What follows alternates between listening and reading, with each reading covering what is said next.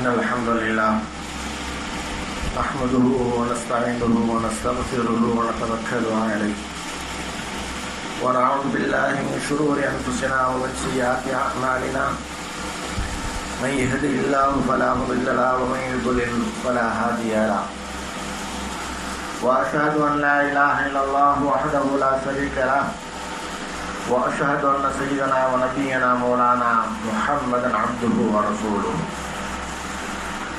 أعوذ بالله من الشيطان الرجيم. بسم الله الرحمن الرحيم.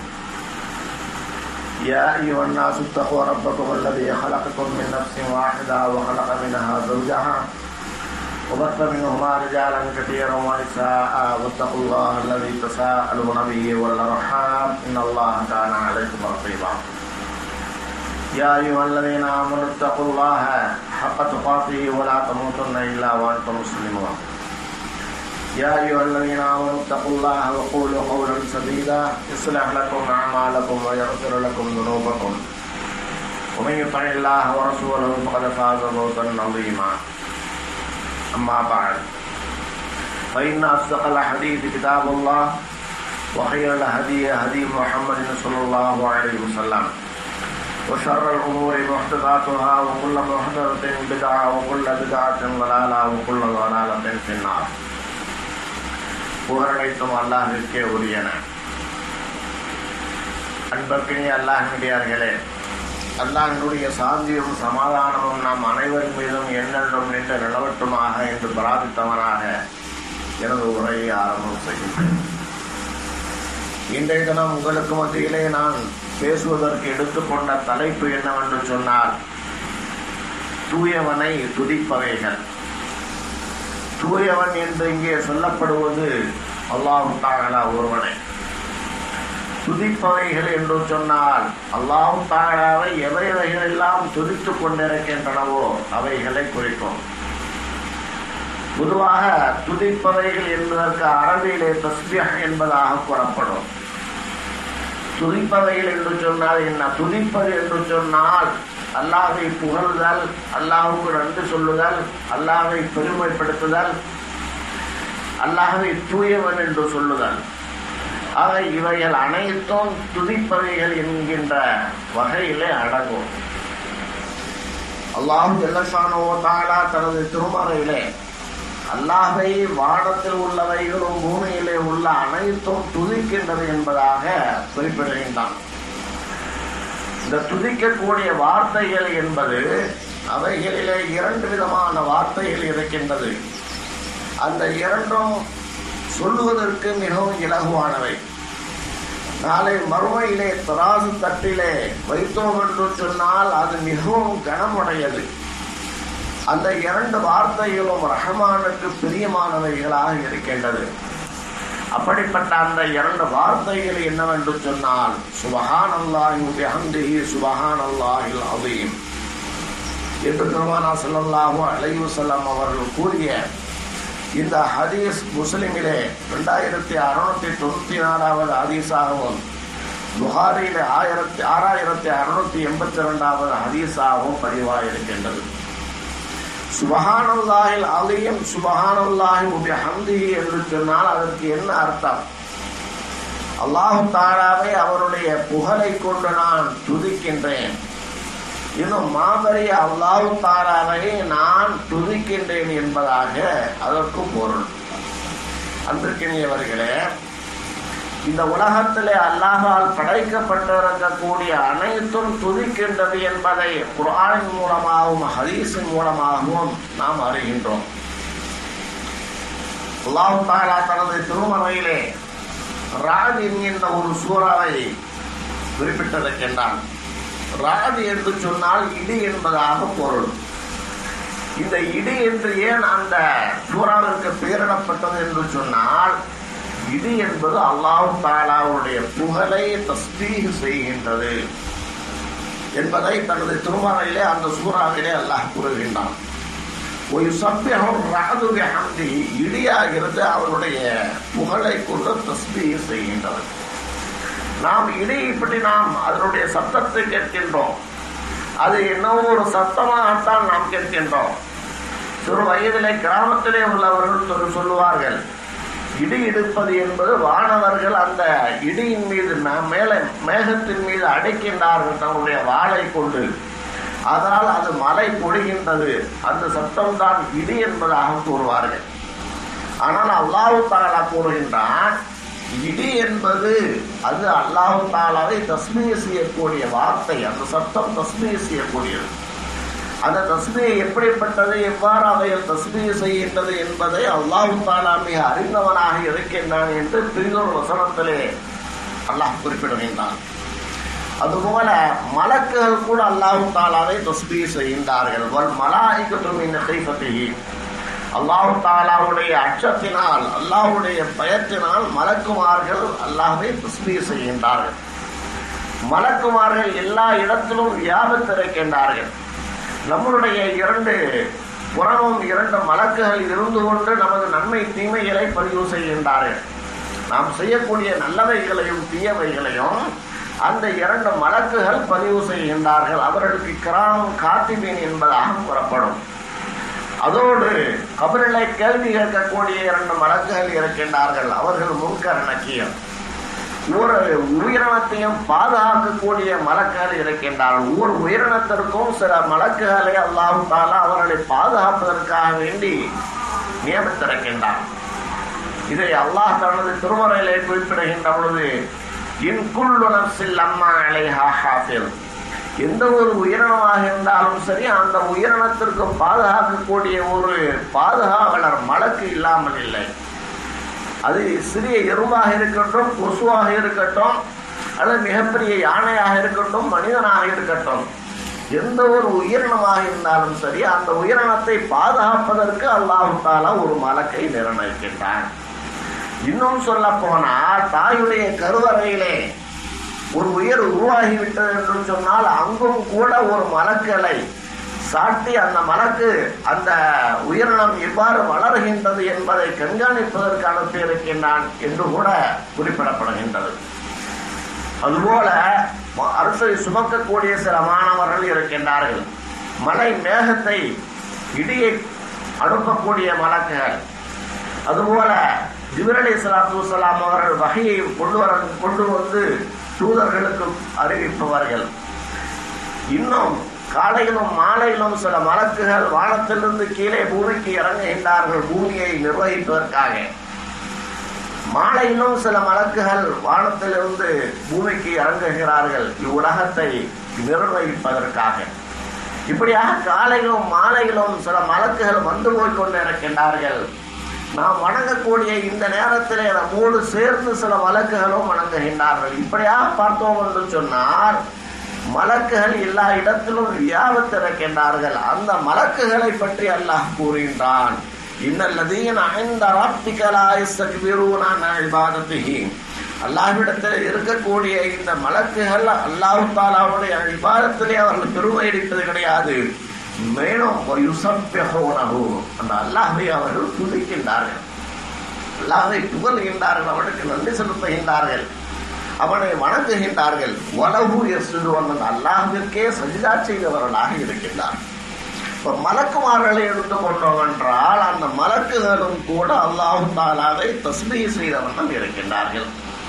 அதுபோல இந்த உலகத்திலே அல்லாஹ் தஆலா அங்கங்கே மலைகளை வைத்திருக்கின்றான். பூமியிலே ஒவ்வொரு இடத்திலும் ஆங்காங்கே மலைகள் நிறுவப்பட்டிருக்கின்றது. இந்த மலைகள் ஏன் நிறுவப்பட்டிருக்கின்றது என்பதை தனது திருமறையிலே பல இடங்களிலே சொல்லி காட்டுகின்றான். மலைகளை நாம் பூமிக்கு ஒரு முளைகளாக, பூமியை ஸ்திரப்படுத்தக்கூடிய ஒரு நங்கூரமாக ஆக்கி இருக்கின்றோம் என்று பல இடங்களிலே அல்லாஹ் சொல்லி காட்டுகின்றான். இந்த மலைகள் கூட தஸ்பீஹ் செய்கின்றது என்று அல்லாஹ் தஆலா தனது திருமறையை கூறுகிறான். வஸஹர்னா மஅ தாவூதல் ஜிபால யுஸப்பிஹுன வத்-தய்ரு குன்னா ஃபாயிலீன். தாவூத் அலைஹிஸ்ஸலாத்து வஸ்ஸலாம் அவர்களுக்கு அல்லாஹ் தஆலா மலையை வசப்படுத்தி கொடுத்திருந்தான். அந்த மலைகள் தாவூத் அலைஹிஸ்ஸலாத்து வஸ்ஸலாம் அவர்களோடு சேர்ந்து அவர் அல்லாஹ் தஆலாவை தஸ்பீஹ் செய்யும். இன்னும் பறவைகளும் கூட தஸ்பீஹ் செய்கின்றது என்பதாக மற்றொரு வசனத்திலே கூறுகின்றான். இன்னா சஹ்ரனல் ஜிபால மஅஹு யுஸப்பிஹுன பில் அஷிய்யி வல் இஷ்ராக். நிச்சயமாக நாம் மலையை வசப்படுத்தி கொடுத்தோம். அவருடன் சேர்ந்து காலையிலும் மாலையிலும் தாவூத் அலைஹிஸ்ஸலாத்து வஸ்ஸலாம் அவரோடு சேர்ந்து தஸ்பீஹ் செய்யக்கூடியவைகளாக அது இருந்தது என்பதாக தனது திருமறையை கூறுகின்றார். இப்படி மலைகள் கூட உலகத்திலே அல்லாஹ் தஆலாவால் நிறுவப்பட்ட மலைகள் கூட என்ன செய்கின்றது? அவைகள் அல்லாஹ் தஆலாவை தஸ்பீஹ் செய்து கொண்டிருக்கின்றது. அதோடு மட்டுமல்லாமல் வானமும் பூமியும் 7 ஏழாக படைக்கப்பட்டிருக்கின்றது. 7 வானங்கள் 7 பூமிகளை அல்லாஹ் தஆலா ஆக்கியிருக்கின்றான். இந்த 7 வானம் 7 பூமிகளும் அலுவல்கள் வேலைகள் நடந்து கொண்டிருக்கின்றது என்று பிரிதொரு வசனத்திலே அல்லாஹ் கூறுகின்றான். இந்த 7 வானம் 7 பூமியிலே இருக்கக்கூடிய அனைத்தும் அல்லாஹ்வை தஸ்பீஹ் செய்கின்றது. வானத்தில் என்ன இருக்கின்றது? சுவனம் இருக்கின்றது, நரகம் இருக்கின்றது, அல்லாஹ்வுடைய அரிசி இருக்கின்றது, மலக்குமார்கள் இருக்கின்றார்கள், இன்னும் அதோடு நீர் தடாகங்கள் இருக்கின்றது. சிலர்கள் சுவனத்திலே இருக்கின்றார்கள், சிலர்கள் நரகத்திலே இருக்கின்றார்கள். இன்னும் வானத்திலே சூரியன் இருக்கின்றது, சந்திரன் இருக்கின்றது, நட்சத்திரங்கள் இருக்கின்றது, மேக கூட்டங்கள் இருக்கின்றது. இதுபோல கணக்கில் அடங்காத விஷயங்கள் வானத்திலே இருக்கின்றது. 7 வானத்திலும் அல்லாஹ் தஆலா பல விஷயங்களை உருவாக்கி இருக்கின்றால் அங்கே அலுவல்கள் நடந்து கொண்டிருக்கின்றது. பூமியை எடுத்துக்கொண்டோம் என்று சொன்னால் இந்த பூமியில என்ன இருக்கின்றது? பூமியில விலங்கினங்கள், உயிரினங்கள் இருக்கின்றது, கால்நடைகள், தாவர வர்க்கங்கள், இன்னும் புழு பூச்சி இனங்கள், பறவை இனங்கள், மீன் இனங்கள், இவரோடு சேர்த்து மனித இனமும் இருக்கின்றது. கணக்கிலடங்காத எண்ணிக்கையுடைய தாவர வர்க்கங்கள் இருக்கின்றது, மலைகள் இருக்கின்றது, கடல் இருக்கின்றது, 6 ஏரிகள் இருக்கின்றது. இப்படி வானத்திலும் பூமியிலும் இருக்கக்கூடிய அனைத்தும் நீங்கள் பாருங்கள், அவைகள் அனைத்தும் அல்லாஹ்வை தஸ்பீஹ் செய்து கொண்டிருக்கின்றன. அணி அணியாக வரிசையாக பறக்கக்கூடிய பறவை இனங்கள் கூட அல்லாஹ் தஆலாவை தஸ்பீஹ் செய்கின்றன. சரி, இவைகளெல்லாம் எப்படி தஸ்பீஹ் செய்கின்றது? நாம் செய்வதை போன்று தஸ்பீஹ் செய்கின்றதா அல்லது அவையுடைய தஸ்பீஹுடைய முறை என்ன என்று நாம் கேட்டோம் என்று சொன்னால் இதே போல் கூட அல்லாஹ் தஆலா குறிப்பிடுகின்றான், குல்லுன் கத் அலிம ஸலாத்தஹு வ தஸ்பீஹஹு. இவைகள் அனைத்தும் அல்லாஹ்வை தஸ்பீஹ் செய்கின்றன, இவைகள் அனைத்தும் அல்லாஹ்வை துதிக்கின்றன. அவைகள் எப்படி துதிக்க வேண்டும் என்பதை அல்லாஹ் தஆலா அவைகளுக்கு கற்றுக் கொடுத்திருக்கின்றான். அவைகள் எப்படி அல்லாஹ்வை தொழ வேண்டும் என்பதை அல்லாஹ் தஆலா அவைகளுக்கு கற்றுக் கொடுத்திருக்கின்றான். அவைகளுக்கு கற்றுக் கொடுத்ததனுடைய அடிப்படையிலே அவைகள் அல்லாஹ்வை தஸ்பீஹ் செய்து கொண்டிருக்கின்றன, அவைகள் அல்லாஹ்வை தொழுது கொண்டிருக்கின்றன. வல்லாஹு அலீமும் பிமா யஃஅலூன். அவைகள் செய்யக்கூடியவைகளை அல்லாஹ் தஆலா அறிகின்றான் என்பதாக குறிப்பிடுகின்றான். மற்றொரு வசனத்திலே கூறுகின்றான், துஸப்பிஹு லஹு ஸமாவாத்து ஸப்உ வல் அர்து வ மன் ஃபீஹின்ன வ இன் மின் ஷைஇன் இல்லா யுஸப்பிஹு பிஹம்திஹி. 7 வானத்திலும் 7 பூமியிலே இருக்கக்கூடிய எதுவும் அல்லாஹ்வை தஸ்பீஹ் செய்யாமல் இல்லை. ஆனால் அவைகள் எப்படி தஸ்பீஹ் செய்கின்றன என்பது உங்களுக்கு தெரியுமா என்று சொன்னால் நிச்சயமாக கிடையாது, உங்களுக்கு தெரியாது. வலாக்கின் லா தஃப்கஹூன தஸ்பீஹஹும். அவைகள் எப்படி தஸ்பீஹ் செய்கின்றன என்பதை உங்களுக்கு விளங்காது, ஆனால் அவைகள் அனைத்தும் தஸ்பீஹ் செய்து கொண்டிருக்கின்றன என்பதாக அல்லாஹ் தஆலா தனது திருமறையை கூறுகிறார். அதோடு மட்டுமல்லாமல் நாம் சாப்பிடக்கூடிய உணவு, நம் உணவை சாப்பிடுகின்றோம் அல்லவா, உணவை சாப்பிடுகின்றோம், நீரை உட்கொள்கின்றோம், இவைகளுக்கும் கூட அல்லாஹ் தஆலாவை தஸ்பீஹ் செய்கின்றன. இப்னு மஸ்ஊத் ரலியல்லாஹு தஆலா அன்ஹு அவர்கள் ஒரு ஹதீஸிலே குறிப்பிடுகின்றார்கள், குன்னா நஸ்மஉ தஸ்பீஹத் தஆமி வ ஹுவ யுக்கரு. சாப்பாடு, உணவு அது தஸ்பீஹ் செய்கின்றது, அது சாப்பிடுகின்ற பொழுது அது தஸ்பீஹ் செய்வதை நாங்கள் கண்டோம், நாங்கள் கேட்டோம் என்பதாக இப்னு மஸ்ஊத் ரலியல்லாஹு தஆலா அன்ஹு அவர்கள் கூறுகின்றார்கள். அது மட்டுமல்லாமல் பெருமானார் ஸல்லல்லாஹு அலைஹி வஸல்லம் அவர்களுக்கு தஸ்பீஹ் செய்யுமாறு அல்லாஹ் தஆலா கட்டளையிடுகின்றான். சப்பிஹ் இஸ்ம ரப்பிக்கல் அஸீம், சப்பிஹ் இஸ்ம ரப்பிக்கல் அலா. உயர்ந்து விட்ட உன்னுடைய இறைவனுடைய பெயரை நீ தஸ்பீஹ் செய்வீராக என்பதாக அல்லாஹ் தஆலா நமது நாயகம் அவர்களுக்கு கட்டளையிடுகின்றான். மற்றொரு வசனத்திலே ஃபஸப்பிஹ் பிஹம்தி ரப்பிக பில் அஷீ வல் இப்கார். காலையிலும் மாலையிலும் உன்னுடைய ரப்புடைய உன்னை படைத்து பரிபாலிக்கக்கூடிய அந்த ஏக இறைவனுடைய புகழை கொண்டு நீ தஸ்பீஹ் செய்வீராக என்பதாக அல்லாஹ் தஆலா கூறுகின்றான். அன்பிற்கனியவர்களே, உலகத்திலே படைக்கப்பட்டிருக்கக்கூடிய அனைத்தும், இவைகள் அனைத்தும் காயினாத் என்பதாக கூறப்படும். அல்லாஹ்வால் படைக்கப்பட்டவைகள். இப்படி படைக்கப்பட்ட அனைத்தும் அல்லாஹ் தஆலாவை தஸ்பீஹ் செய்து கொண்டிருக்கின்றது. அவைகள் எப்படி தஸ்பீஹ் செய்து கொண்டிருக்கின்றது, என்ன முறையிலே தஸ்பீஹ் செய்து கொண்டிருக்கின்றது என்பதை, எப்படி செய்ய வேண்டும் என்பதை அல்லாஹ் தஆலா அவைகளுக்கு கற்றுக் கொடுத்திருக்கின்றான். அவைகள் கற்பிக்கப்பட்டதனுடைய அடிப்படையிலே அவைகள் அனைத்தும் அல்லாஹ்வை தஸ்பீஹ் செய்து கொண்டிருக்கின்றன. அவைகள் எவ்வாறு தஸ்பீஹ் செய்கின்றன என்பது நமக்கு புரியாது. நமக்கு புரியாது என்ற காரணத்தினால் அவர்கள் தஸ்பீஹ் செய்யவில்லை, அல்லது அந்த அல்லாஹ் தஆலாவை தொழவில்லை, அல்லாஹ் தஆலாவை சுஜூது செய்யவில்லை என்பதாக ஆகிவிடாது. அனைத்துமே அல்லாஹ்வுடைய கட்டளையினுடைய அடிப்படையில் தான் இயங்கிக் கொண்டிருக்கின்றது என்பதை தனது திருமறையிலே பல இடங்களிலே அல்லாஹ் தஆலா சொல்லி காட்டுகின்றார். ஆக அந்த இறைவனை நாம் தஸ்பீஹ் செய்ய வேண்டும். நாம் தஸ்பீஹ் செய்தோம் என்று சொன்னால் உலகத்திலே அல்லாஹ்வால் படைக்கப்பட்டிருக்கக்கூடிய அனைத்து வஸ்துக்களோடு சேர்ந்து நாமும் செயல்படக்கூடியவர்களாக ஆகும். அல்லாஹ் தஆலா அவன் ஒருவனையே நாம் அனைவரும் தஸ்பீஹ் செய்து அவனை போற்றி புகழ்ந்து அவனுக்கு நன்றி செலுத்தி அவனை ருக்கூ சுஜூது செய்து அவனை மட்டுமே வணங்கக்கூடியவர்களாக ஆக வேண்டும் என்கின்ற விஷயத்தை உங்களுக்கு மத்தியிலே கூறி காட்டி எனது முதல் உரையை நிறைவு செய்கின்றேன். வாஹு தஅவானா அல்ஹம்துலில்லாஹி ரப்பில் ஆலமீன்.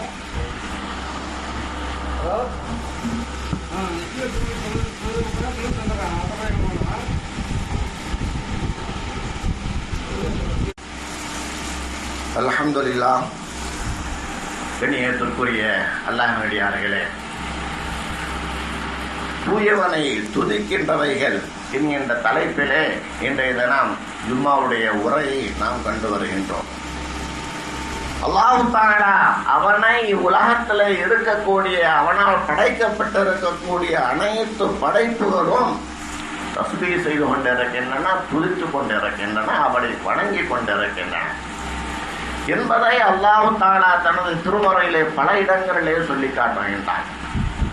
இவ்வுலகத்திலே நாமும் சரி, மற்ற அனைத்து படைப்புகளும் சரி, அவனை துதிப்பதற்காக வேண்டி இவ்வுலகத்திலே படைக்கப்பட்டிருக்கின்றோம். அல்லாஹ் தஆலா தனது திருமறையிலே கூறுகிறான், நான் மனித வர்க்கத்தையும் ஜின் வர்க்கத்தையும் என்னை வணங்குவதற்காக வேண்டிய தவிர நான் படைக்கவில்லை என்று. மனித ஜின்கள் படைக்கப்பட்டதன் நோக்கம் என்னவென்று சொன்னால் அந்த அல்லாஹ் ஒருவனையே வணங்க வேண்டும். அந்த வணக்கமும் கூட தஸ்பீஹ் என்கின்ற அந்த துதித்தல் என்கின்ற வகையிலே அடங்கும்.